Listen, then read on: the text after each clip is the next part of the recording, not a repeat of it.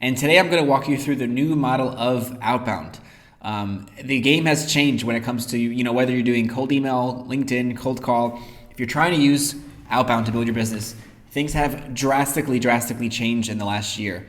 And what worked over the past few years, like the playbook for 2022, 2023, 2024, just really doesn't work anymore. And I've been doing this for about 7 years or so, and I've kind of really seen how Outbound has evolved, and I want to share all of those learnings from the last 7 years and really give you a clear path for if you're trying to launch outbound campaigns, you're trying to get cold email started, or if you're already doing it and it's just not working and you're seeing those declining reply rates. I'm going to give you a very clear path forward and specific action steps of what to do and just where I see this going over the next few years. So excited to dive in. If you don't know me, I'm AJ Quesada, co-founder of Revenue Boost. I run an outbound agency, and we've helped over 400 plus clients through either our done-for-you services or our training, because we also help companies build this in-house. And through all that, I've learned quite a lot. We've also been featured a lot of places. Instantly, Clay, The Future, Founder, Digital Marketers featured us like 3 times. So we've been doing this a while, and everything I'm sharing with you today is really based on our learnings across all the different campaigns we run for like maybe 70 different B2B niches we've worked in now. We do work with a lot of B2B SaaS, a lot of agency owners, and then kind of miscellaneous B2B high-ticket services. So if that's you, then you'll definitely learn a lot today. But really, all the principles I'm sharing work no matter what you're selling, although it's very much applied to B2B because we just help B2B companies. Anyway, if your results have been feeling trash recently and you've just seen things going down, month over month, and you're just not getting as many calls as you used to, let's talk about how to turn that into money. Let's talk about how to go from garbage results to actually getting a great ROI again. And a lot of people have actually asked me, like, AJ, is outbound still worth it? Does cold email still work? Because really, 7-8 years ago, you could get like 10% reply rates like normally, right? With pretty like lazy efforts, like minimal efforts on a campaign, just one big list, one template, you can get those crazy results. And it's declined a lot, to the point that I get asked a lot on like podcasts and interviews, like, does it still work? Is it still worth it? And the answer is yes. Cold outbound is still a great channel. I think even if reply rates, get worse year over year for the next couple of years, like they have been, it's still going to be a great channel. I don't think it's ever going to go away. I just think it's going to change like we have seen it today. And if you want to still use it, you just have to change your strategy, right? But I don't see it's ever going to go away because people are always going to want to have one-to-one conversations. Like cold outreach is never not going to work. It's worked for the last 100 years or so, right? Like before social media was a thing, everything was cold outreach, right? It was like, cold calls, telemarketing, door-to-door, direct mail. So it's like the oldest channel around. And I don't see it ever going anywhere. And at the end of the day, the way I look at any marketing channel as like a first principle is, the only marketing channel's job, like whether you're using Facebook ads or cold email or whatever it is you're using, the only job of a marketing channel is to deliver your message to your prospect, right? That's all it has to do. And email is always going to be able, everybody has an email, right? That's why with all of our clients, like we also offer LinkedIn and cold calling, but email is 90% of what we do, and it's where we start every one of our clients because everybody in your target market has an email address, right?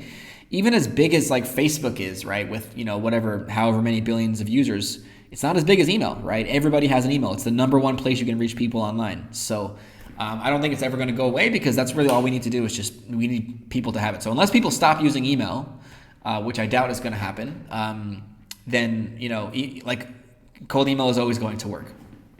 So it's always going to be a tried and true channel. And even with deliverability getting harder, the way I see it, like a lot of people have been wondering about, deliverability has really gotten a lot harder the last year. It's been a lot harder to land in people's inbox. But to me, there's a limit to how much Google and Outlook can tighten up their policies, because if they were to make their email deliverability filters like too strict, then their regular everyday users would have problems emailing their colleagues, their clients, their coworkers, and they would stop using the service, right? So there's only so far that Gmail and Outlook can really make their email filters in terms of like restricting people from doing outbound. And really, like all that means is that if it gets stricter, you'll just have to make your emails look more and more human, more and more like what someone might send to a colleague or a business partner.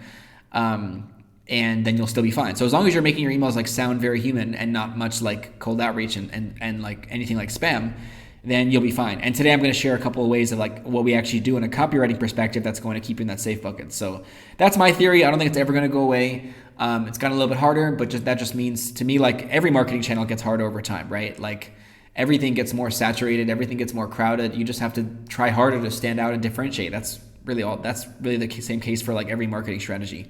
I mean, 5 years ago, I built a Facebook group before it was really popular to have a Facebook group, and we got over 10,000 users, and it was really easy to get clients from that group 5 years ago, and now it's harder, but it still works. So everything works. It just gets harder over time as it gets more busy, competitive, but that doesn't mean that it doesn't work. It just means you have to kind of change your approach and focus on how you can be different.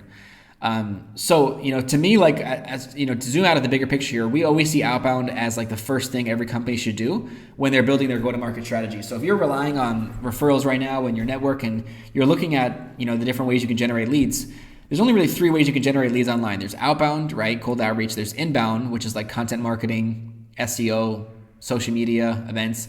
And then there's paid ads, right? Paying to run campaigns on LinkedIn, Facebook, Google, YouTube, Google Display Network, etc. And the reason that, like if you've been wanting to give up on outbound, if it's gotten harder, the reason you shouldn't is because like, to me, it's always going to be, more powerful as a first channel than the other channels. Like this is our approach to, scaling a B2B company and building a go-to-market function. Outreach should always be first. It has a lot of advantages over inbound and paid ads that are very important, especially in the beginning, because basically, for one thing, outreach is going to work, very fast, right? Inbound is great. You should always be building an online presence and make your business findable, but it takes a long time. It's a gradual process of building an audience or building traffic to your website, right? So I would never say like that you should be, building your inbound channel as the first thing when you're building your go-to-market function, because you're not really going to be able to rely on that for leads in the next few months. But outreach, like you can get leads right away. Like we launched, like our most recent client launched, they got like 8 leads in the first 3 days, right? So outreach is a direct response marketing mechanism, and we always recommend it. Like even with how the difficulties over the last year, it's still to me like the best channel to start with because it works right away and it's low cost. Inbound does not work right away, and paid ads does work right away, but it's also very high cost. And the thing is, the first thing you need to do when you're building your go-to-market function is figure out 2 things: what's our best niche to work with, like what's our ideal client. And also what's our core message? Like you have to validate your messaging and your niche. And if you try to launch paid ads as your first step, when you haven't figured out the right message, the right niche, you can burn easily 5-10K a month without really getting a lot of results, right? Or even more, right? Because you're just constantly, because until you figured out that core messaging and value proposition and the right people to target, you shouldn't be doing paid ads in my opinion, because otherwise you're just spending a lot of money just on testing when you can basically spend that money to test with outbound for much of a lower cost, right? Because you just need like the team to do it or the tech, but you don't need to be spending 5-10K a month just for ad spend. So anyways, it's still a great channel. It still has a lot of advantages over the others. It's still, to me, the best first step, but you have to change how you're doing it. So with that said, here's the old way of doing outbound. Here's what worked, a couple years ago and how it was when I first got started in this channel. So really, like in the past, there was 2 different ways companies were doing outbound. There was the completely automated route where you just automate everything. Back then when I first started, I remember using Mailshake, and then also Apollo was still, pretty much like the go-to tool. And what you would do is you could just create a couple email templates, pull a list of like 100,000 leads, just send to all of them, and maybe you just have 1 domain or 1 inbox or just a few. And you could get, again, up to 10% reply rates or even more, and just see a lot of calls booked on your calendar without a lot of effort or without a lot of technology. Like I remember one of my first clients for this, way long ago, we were booking her like 5 to 10 good calls a week, and we had tripled her business. We had tripled her monthly revenue in just a couple months. And that was when, again, that was my first client. That was where I was still a beginner at this, right? So I was still able to get those amazing results as a beginner without really doing everything like, according to all the best practices and, knowing all the things I do now, right? So it was a lot easier back then, right? And you didn't need to have a very complicated deliverability infrastructure. You could just really even get away with doing this from a couple of inboxes, right? So ultimately, you're just doing a very much like mass blast spray and pray approach, which worked. And it worked because a lot of people weren't receiving cold emails back then, right? Like it was more uncommon and more novel to receive a cold email. So people just paid a lot more attention. Whereas now if you do this, people have received so much of this because most people still do this. Even though I say this is the old way, this is still how most people are doing their outreach in today's day and age, right? So most people are doing this, which means if you do this, like prospects receive these types of generic emails, spray and pray every single day, and they just tune them out. Like people have a mental filter to tune these out, right? You can do this still, but you might get one lead for every 10,000 emails you send if you're not really putting any thought or finesse into it, right? And then the other old way, which again people still do, but it's just working less and less, or I mean, it still works, but it just is not as economical anymore, is the fully manual route, right? Where you hire a few SDRs at 60 to 100K per year. They'll find prospects, so they'll research companies, research decision makers, build the list, validate the emails, and reach out. And usually an SDR could maybe prospect 2,000 leads a month. 3,000 at max, right? And a lot of times they're just maybe doing 500 to 1,000 if they're, going more like multi-channel and working a more targeted list. But really, like at the absolute max, one SDR could prospect 2,000 to 3,000 new leads a month. So this is a pretty low volume compared to what you're doing here when you're, mailing hundreds of thousands or even millions of leads in an automated campaign, right? But the reason that it works is the reason that it's still a good option, or was still a good option, is because you would get a high response rate, right? The manual route would mean that you could research the best contacts, try to find companies that have something happening where they have more of a need for your service, segment out companies that actually have the problem you solve. And you could personalize the message. Every email could really be personalized and tailored to the person you're reaching out to, and the person would be much more likely to respond, right? So these are the old ways of doing outreach. And again, old ways, but a lot of companies are still doing this today, but this is where we're seeing the numbers don't pan out much anymore, right? Now let me explain why the old way doesn't work and specifically what needs to change. So first, email deliverability is in the toilet, right? It's over the last 12 to 18 months, we've seen significant changes in how to land in the inbox and how to bypass spam filters. It's gotten a lot harder. And when I look at my spam folder, it's a lot busier than it used to be. So most of you guys are sending cold emails that just aren't even being read by people, because I don't know about you, but I never look at my spam folder. Nobody does really, right? So there's been several updates from Gmail and Outlook that have made it a lot harder. Part of this to me is because cold emails got more popular, but I also just think that a lot of that has to do with AI.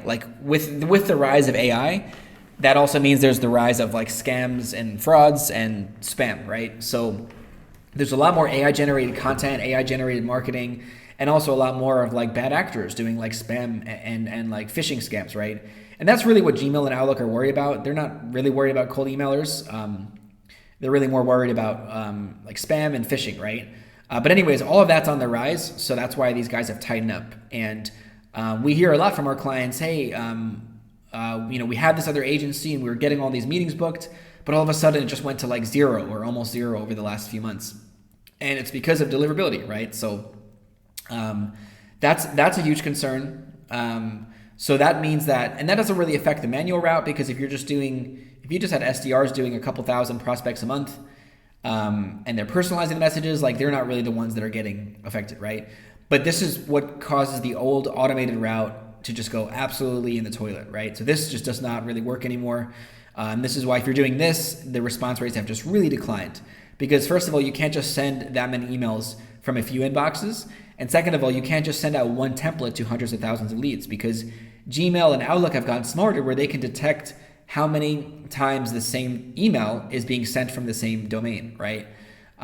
So this is where, personalization comes into place.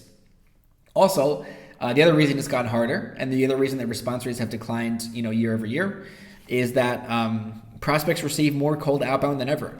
It more than doubled through COVID, right? And I suspect this is just because businesses needed to go online and they need to figure out how to get customers online, right? Plus, there's a lot more people starting businesses through COVID. New technology made it easier and more accessible. Like outbound cold outreach, specifically cold email, became way more popular after Instantly.ai came out, because Instantly said, hey guys, we're going to let you send unlimited emails and have unlimited mailboxes for only $97 a month. So that caused a lot more people to enter the market and try the channel out, because it was a lot easier than before. And also that meant that Like it's just so much more cost effective. So many more people could do it, and so many more people were actually selling it as a business opportunity. Like I saw like more people making online courses about cold email than ever because it just became the new thing that people were flocking to, right? Also, a lot of ROI on paid channels like Facebook ads has diminished and gotten more challenging. You know, the CPMs, the cost per 1,000 views on Facebook ads or similar channels has just went up dramatically year over year, right? So a lot of companies, like we've heard from a lot of prospects that have, you know, talked with us or come over to us, is that, hey, you know, our margins on ads are thinning and it's become harder to get a good return on ad spend. So that's why they've been looking for, like, you know, more cost effective channels like outbound. So all these things is kind of what caused more people to start doing cold outbound, which means that prospects receive more cold outbound than ever before. So that means if you send out generic emails with your offer, like prospects are getting 100 of those a day. So it doesn't stand out, right? And basically just this means people are less likely to respond in general, which means that if you have SDRs on salary and they're doing all of this work only to prospect a few thousand leads a month at a maximum, response rates are just down, right? So like that means that it's a lot harder to get an ROI on the SDR salary because the effectiveness of the channel has just gone down, right? The response rates have gone down because more people are just doing it, right? So at the end of the day, you know, like it's just hard to get enough. It's hard to get enough volume of appointments now from only this many people, you know, per prospected per month to justify the SDR salary plus the tools and the technology that you need to go along with it, and recruiting fees and management costs and all the overhead, etc. Right? So this basically just means that response rates and conversions are down, which means the ROI on, you know, manual outbound with SDRs is down. And really, which just means that, again, just because response rates are down does not mean the channel is necessarily like less good. It just means that you have to do more to get response rates up, and you have to ultimately, you know, cut down your costs where you can, right? So all this means that you just need a more effective automated outbound system and or a hybrid SDR approach, where you have what I call AI-enabled SDRs, where you can still use SDRs, but you can't have them, you know, doing list building, doing admin, doing like the actual initial outreach, right? Like to get an ROI in a good return on investment for your SDRs, you need to really have them prospecting more people per month, and you need to automate more of their busy work, which we're going to cover more of what that looks like. So that's where we are. Here is the new way, or as I like to call it, the revenue boost way. Here are the 8 things to focus on going forward. This is what our agency has really like reinvented our internal operations, and these are like the 8 things that we're super focused on for our clients over the last year, and how we're still able to get, you know, great results for our clients across a lot of different industries and offers, right? So for sure we've had a lot of turbulence over the last year, but you know we've kind of reimagined how we do outbound, and you know we're still able to get great results because of this. And this is what I see as, you know, again, like the path forward for really the next few years. Even if things change a little more, even if deliverability gets harder over the next few years, like this is still going to be the 8 things that will keep your outbound solid and performing for years to come. So one is we need that hybrid of automated versus manual, because if you go for the completely automated approach of just spray and pray 100,000 leads, that's not going to get through, right? You're going to really just have like a very poor response rate. But if you go just for the pure manual route, like it still works, but the numbers just don't back out, because since response rates have went down, that means that for one SDR, you're going to get less leads, and the costs are going to be very hard to manage, right? And still be profitable. So you need a hybrid of an automated and a manual approach.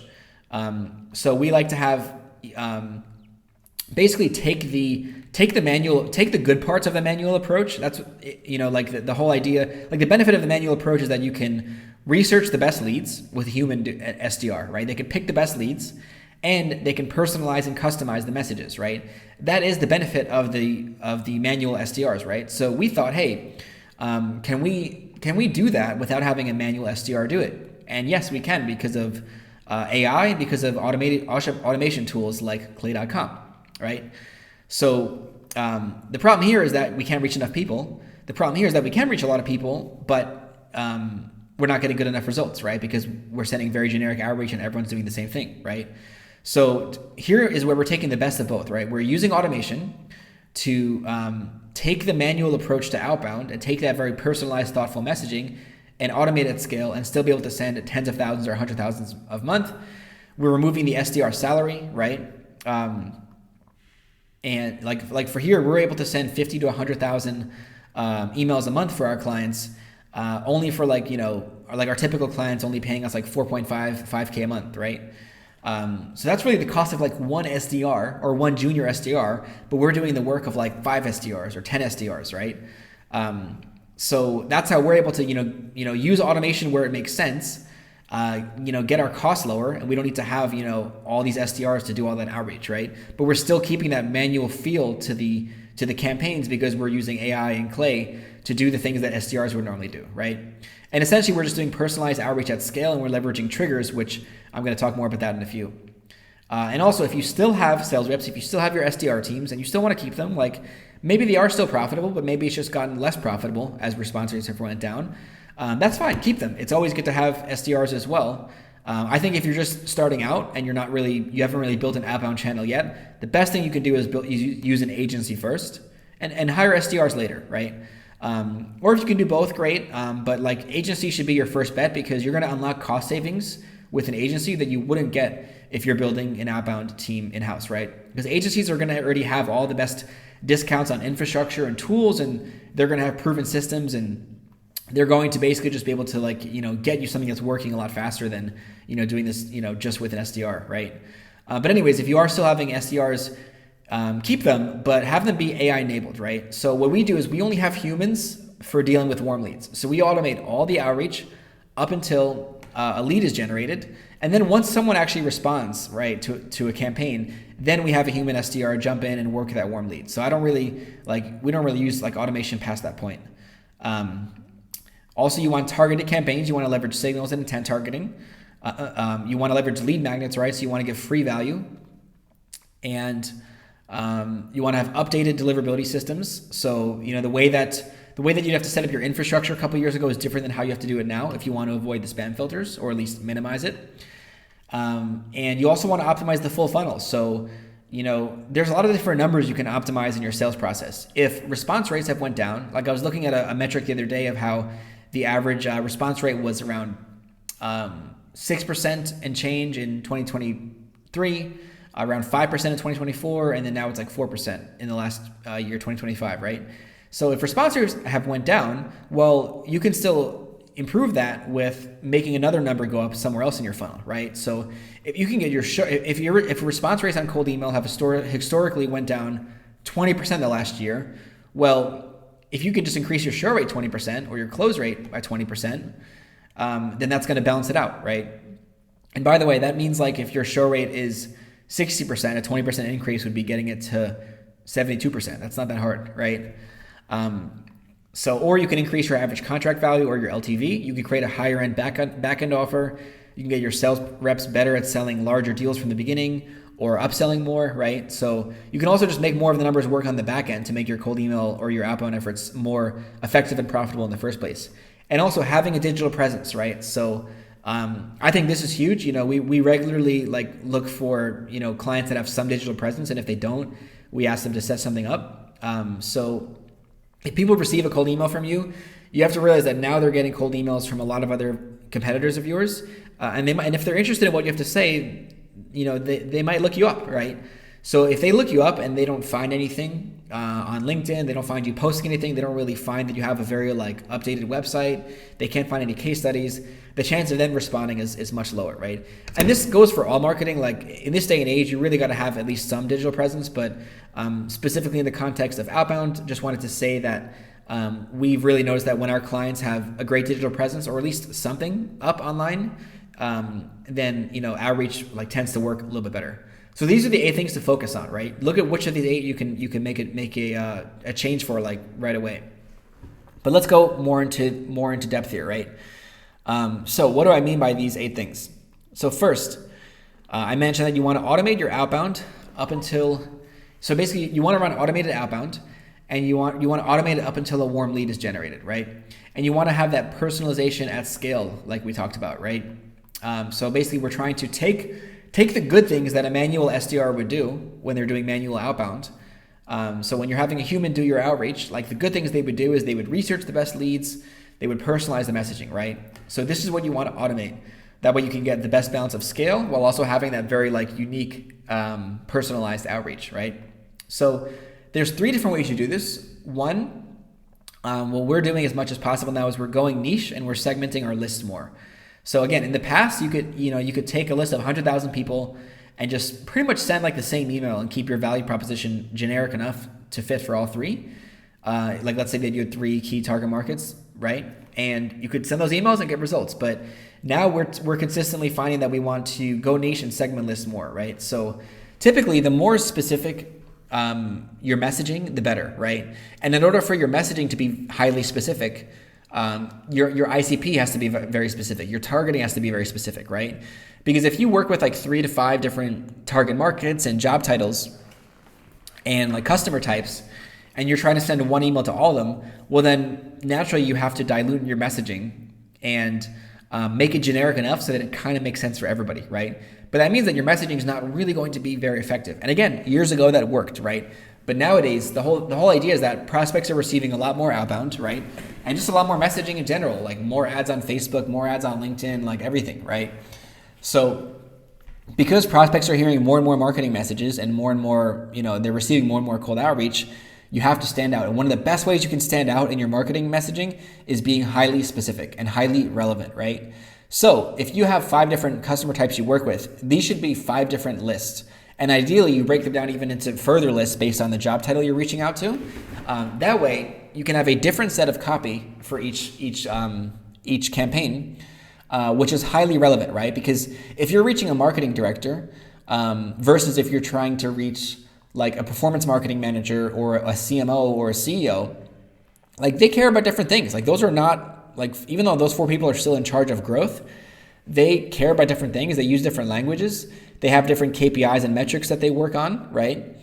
And they use different tools.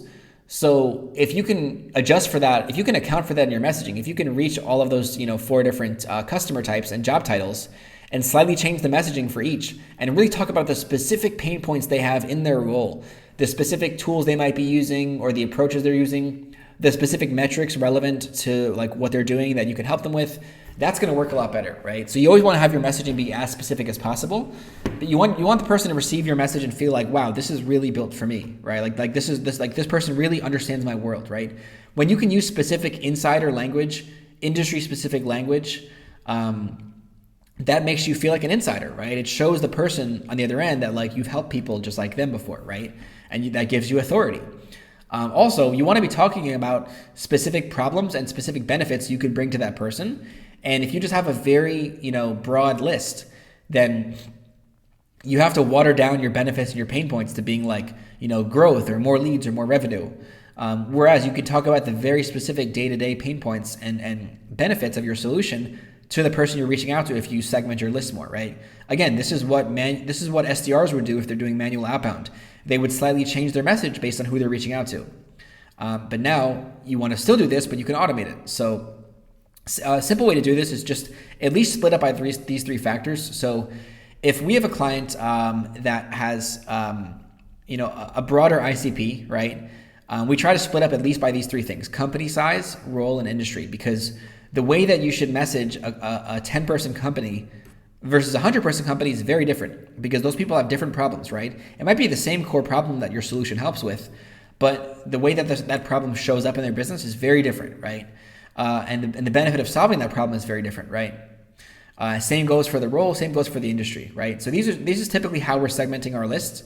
And nowadays you can actually you can still have one big list, but you can use AI within clay.com to actually customize each message for each person based on their role or industry or company size. But at a minimum, we're typically like, if we find that there's like drastic differences in the company size, role, or industry, we're splitting those into different campaign with different copy, because you will stand out more in people's crowded inboxes if you really show that like, hey, I understand your role, I understand what you're working on, I know your industry, I've dealt with companies of your size before, and you use like language that reflects that, you're going to have a much higher response rate. So we're seeing this work really, really well, and it is worth the extra effort.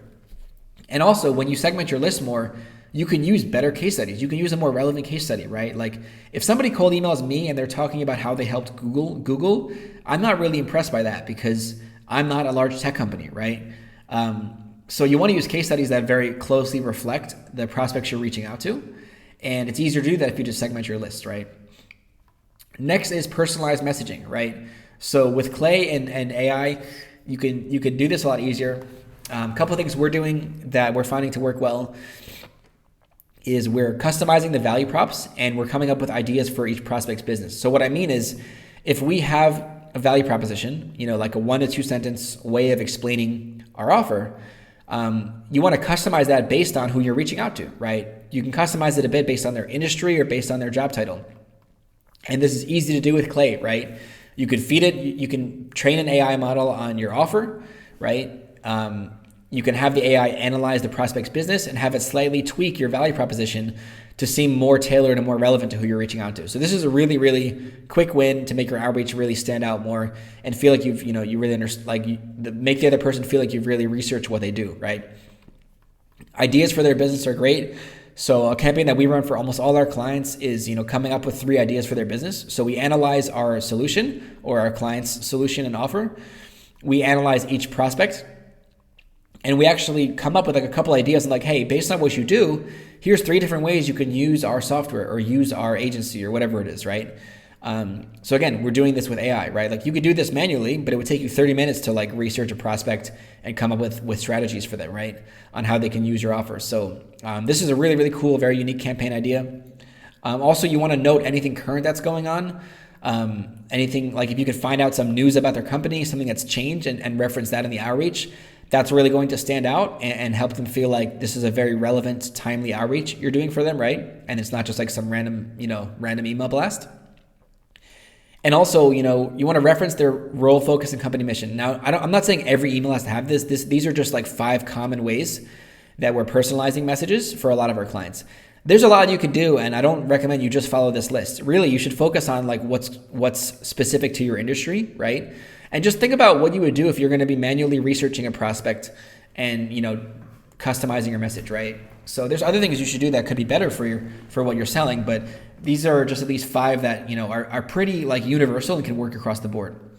So this one means reference their role, focus, and company mission. We're running a lot of enrichments for our list where we have AI analyze what is this person's job title, and based on their job titles, what do they care about? What are the metrics that they're focused on, right?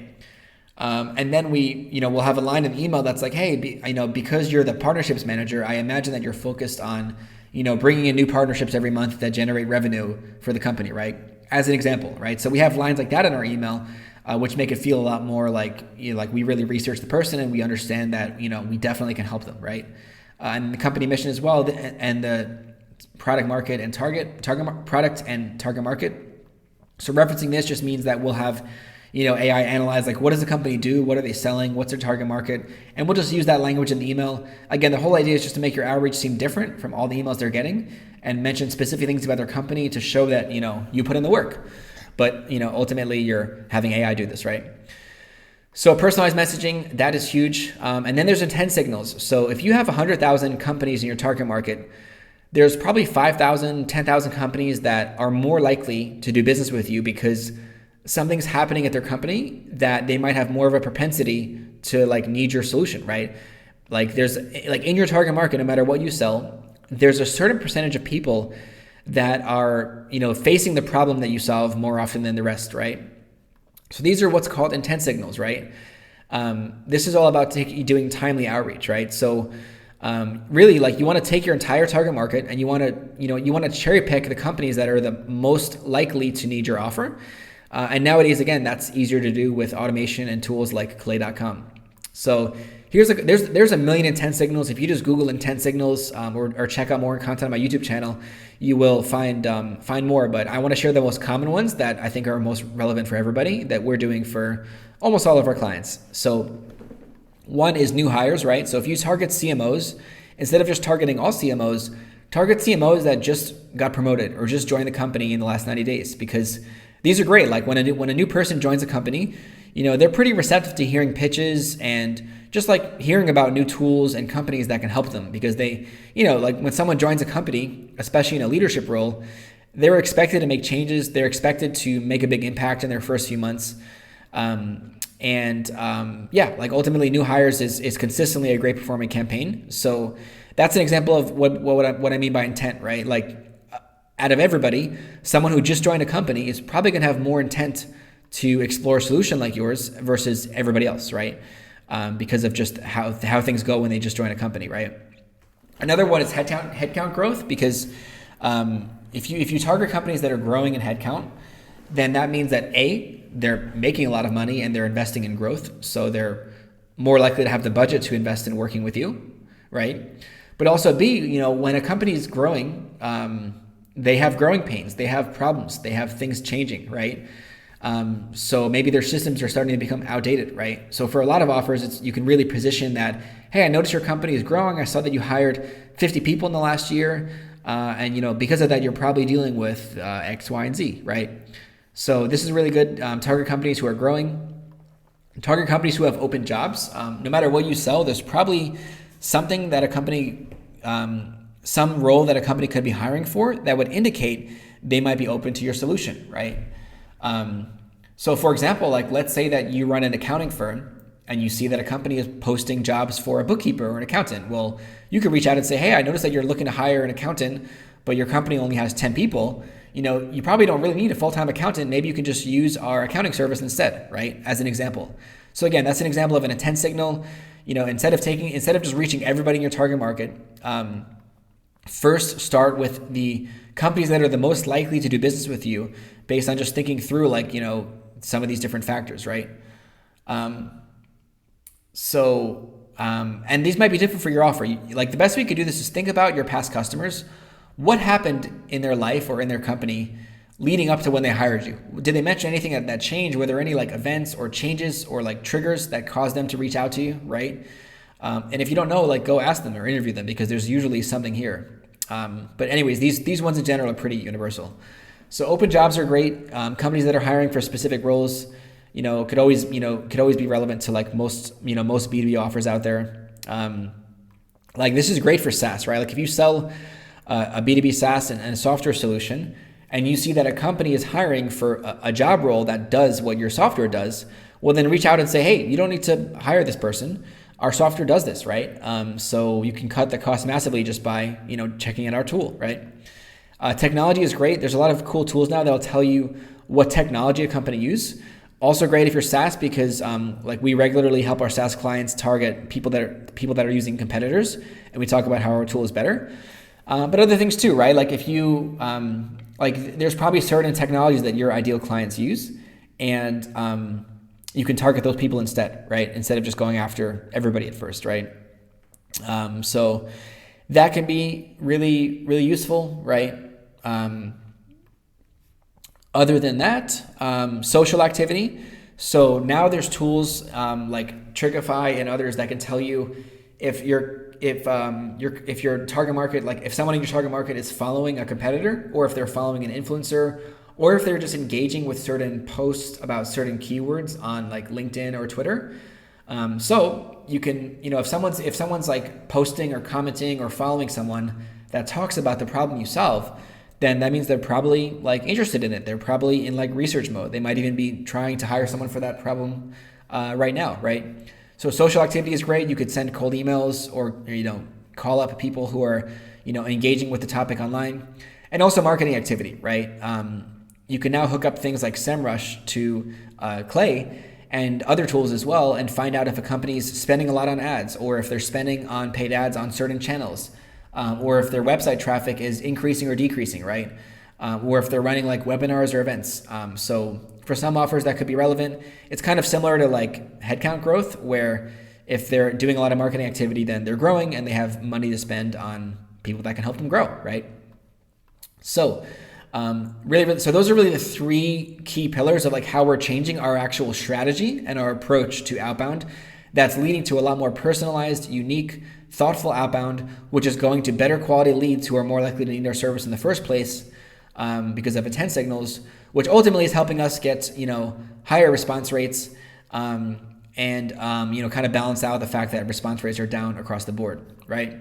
So that's pretty much the gist of it. A couple last things I'll share here as well. Is that if you're still using SDRs for initial outreach, make them AI enabled, right? So if you're using SDRs to prospect, at least automate their busy work, right? Automate and use AI to help them build lists. Automate and use AI to help them research accounts and personalize messages. Automate email and LinkedIn, right? Like, don't have your SDRs do things that automation could do, because first of all, why would you if automation can do it, right? And second of all, it's been harder to get, like, years and years ago. I mean, even just like 2-3 years ago, all these companies, all these startups especially, were raising VC funds, raising money, and just hiring fleets of SDRs, so many salespeople, right? But then they found that the math doesn't work as much anymore, and they're not getting as much revenue per SDR anymore, right? But you can have one SDR do the work of 2 or 3 if you at least AI enable them, right? And also, really, I would say SDRs are best fit just working inbound leads, like working leads that are maybe visiting your website or following you on social media, or they've opted into your lead magnets, right? So have them work inbound leads, have them do outreach to your top accounts, and also have them create inbound leads, right? Have them post on LinkedIn and host webinars and actually try to work with the marketing team, right? But ultimately, you should, the initial outreach, you should be having that automated. The only time it should be maybe not automated is if they're reaching enterprise accounts, that's worth the time to have them do it, and worth the contract value. But ultimately, there's no reason to have your SDRs be doing manual outreach to small businesses, right? It's so easy to automate that, right? Other than that, make email deliverability your foundation and ditch legacy tools. If you're using an outreach tool that was built 5 or 10 years ago, it's not built for today's environment, and that's probably why you're seeing worse email deliverability, right? So when I say make it your foundation, I mean this should be the first thing you think about when you're scaling your cold outreach. And again, ditch legacy tools. You want to use a tool that's really Instantly.ai was built for the modern environment, right? And it has a lot of great features for email deliverability. So don't use a really old tool, because these tools are just really having a hard time catching up to how the rules and how the algorithms have changed. I'm not going to go into detail on that, but I have another video on my YouTube channel that goes deep into email deliverability, so you can check that out. Lead magnets are great. A great way to always stand out against the crowd is offer people free value, and really, really good free value. So just think, we're always running outbound campaigns where we give something away for free, and no matter what changes in the world, people are always going to want free stuff. And as Frank Kern said, the best way to show people that you can help them is by actually helping them, right? So a great way to always stand out against the pack and offer something that your competitors are not willing to offer for free. Always going to work for outbound. These are usually our best performing campaigns when we use lead magnets. And again, get that digital presence. You don't have to have a crazy online presence, but at least have a solid website, case studies, and some consistent content going out on LinkedIn, right? That way, when people see your cold email, they look you up and they see that you're an authority, right? Lastly is optimize the funnel. So you can get more ROI out of all your outbound efforts if you just improve the backend conversions.